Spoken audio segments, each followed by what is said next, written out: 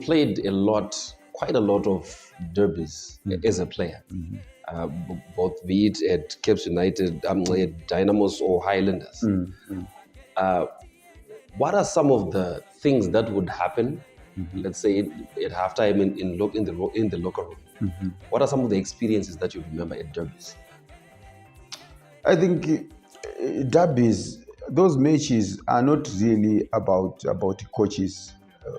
To be honest with you, it's down to individual players on the pitch, how much they really want it and how well prepared they are. And because look, those matches have a tendency to attract huge crowds, and obviously there's no player who would want to perform so badly in front of a huge crowd. So it's down to players, and and the player who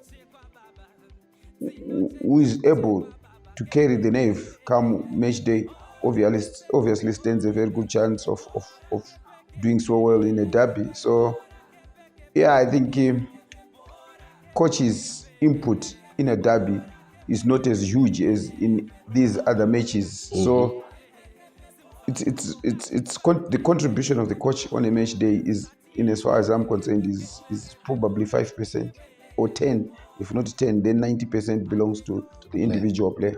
Okay. Now let's take a scenario back to when you were a player. Let's say we are at a derby and you are down. Let's give it 1-0, and we are talking back when you were a player. You're down 1-0, and it's at halftime. How was the locker room back in the day when you were a player? When I was a player, fortunately, I played with some really big characters. We're talking of the likes of Joe, talking of the likes of Mpume, we're talking of the likes of Alois, Dumim of Edobet. Sometimes we wouldn't leave it to the coach to tell us much what to do. We would take it upon ourselves to go out there and do what we are expected, obviously, by the coach, expected by the fans. So it was down to us, and I'm just lucky to have played with really great football personalities. Awesome. Now this season, the team seems to be in a different and positive environment as compared to the past seasons, and you've also brought in a number of experienced players in the team as well. How satisfied are you with what they have done so far, and do you feel the squad that you have assembled and what it takes to propel us to the title challenge? Right. Look, there are so many things that happens in football, and especially at a football club like Cape United. Personally, I feel we've done quite well so far.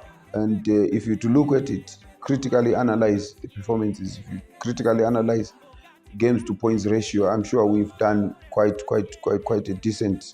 The players have done quite a decent job. You look at the number of players that we've brought in as far as the new players are concerned. I'm sure, contrary to what you saying, that we've brought in experienced players, I don't think so, because we this season we brought in Terence Daka, who is not experienced, who is not as seasoned as these other players.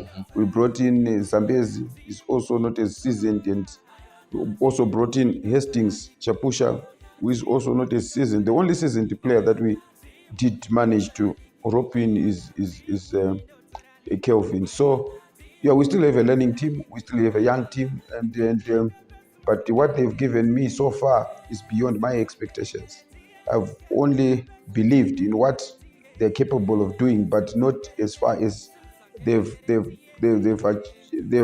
gone on to give us, simply because we're talking of players that are coming obviously from small teams, and there's a lot to do with adaptation coming to a bigger team. And I'm looking at the time that they've taken to adapt to the demands, to adapt to the challenges, to adapt to expectations is unbelievable. So yeah, I just want to give credit to the boys for having obviously taken less time to adapt to these things associated with a very big team. And yeah, I'm looking at ourselves. I'm looking at the team very well positioned to go all the way. And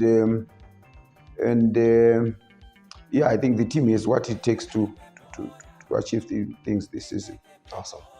Coach, let me thank you for coming. Pleasure. Thank you so much. Pleasure.